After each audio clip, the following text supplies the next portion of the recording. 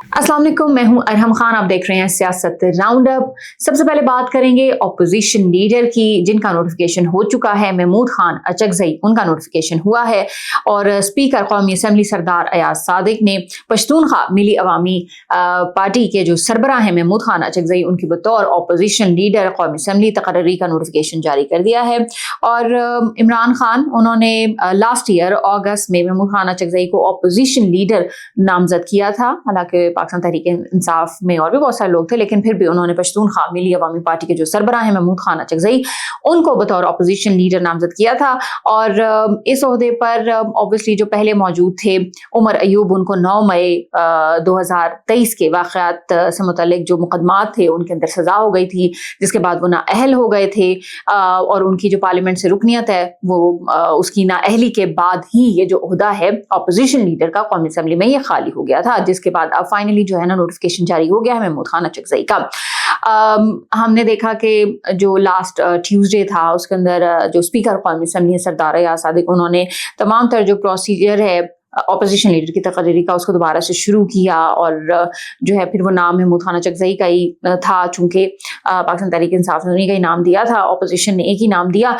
तो फिर फाइनली जो है उनके नाम पर इत्तफाक हो चुका और अब वो ऑपोजिशन लीडर कौमी असम्बली बन चुके हैं। और लगभग तकरीबन 5-6 माह से जो है ना ये ओहदा जो है ना वो खाली था।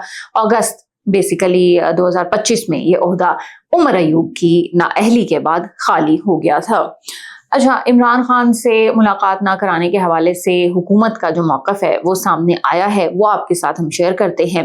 वफाकी वज़ीर क़ानून आज़म नज़ीर तारड़, उन्होंने ये वाज़ेह किया है कि भाई अडियाला जेल पंजाब हुकूमत के दायरे इख्तियार में आता है और ये जो मामला है ये अदालत और जेल अथॉरिटी के दरमियान है। उन्होंने कहा कि भाई जो वफाकी हुकूमत है उसका इस पे कोई कंट्रोल नहीं है।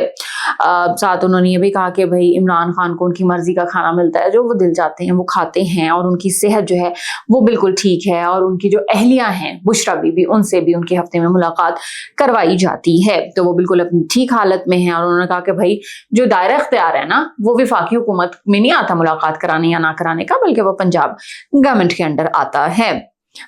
देखते हैं पाकिस्तान तहरीक इंसाफ इस हवाले से क्या कहती है। बहुत सारी बातें पाकिस्तान तहरीक इंसाफ ने भी की हैं, वो आपके सामने अभी हम आगे रखेंगे, लेकिन उससे पहले हम बात करेंगे वजीर आज़म पाकिस्तान शहबाज शरीफ की। उन्होंने कहा है कि अफगान तालिबान और तहरीक तालिबान पाकिस्तान के गठजोड़ के जो ठोस शवाहिद हैं, यानी जो हमारे पास प्रूफ्स हैं, वो मौजूद हैं।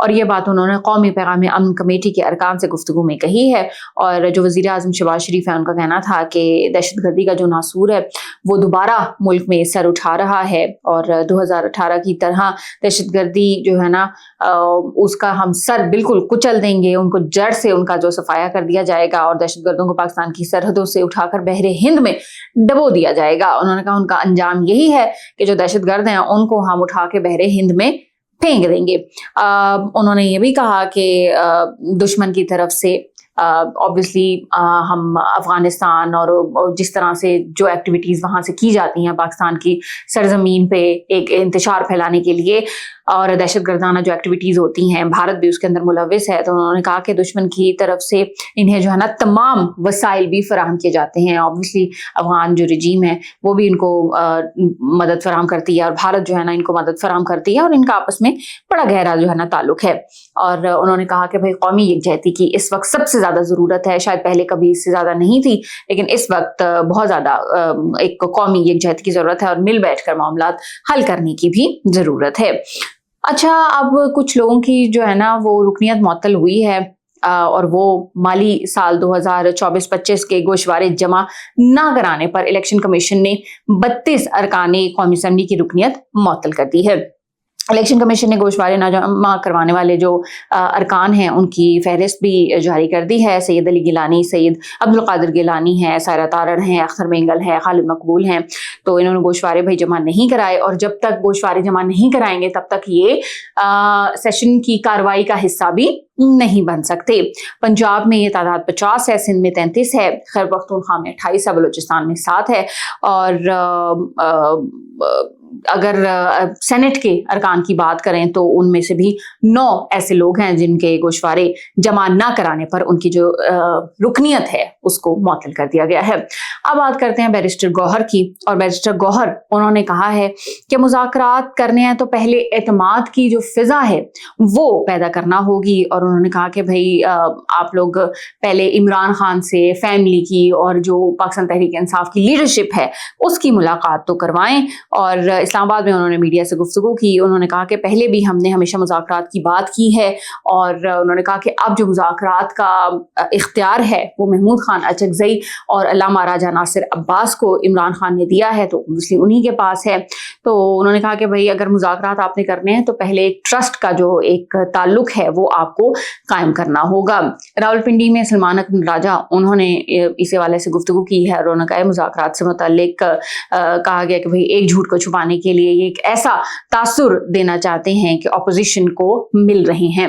उन्होंने कहा कराची में नजर आ गया है, जो वज़ीर आला खैबर पख्तूनख्वा सुहेल आफरीदी का दौरा था उस हवाले से उन्होंने कहा कराची में नजर आ गया है कि अवाम बेजार हैं और इस निज़ाम के खिलाफ खड़े हैं। हुकूमती इदारों के दादोशुमार बताते हैं कि पाकिस्तान तारीख की बदतरीन माशी सूरत हाल से गुजर रहा है।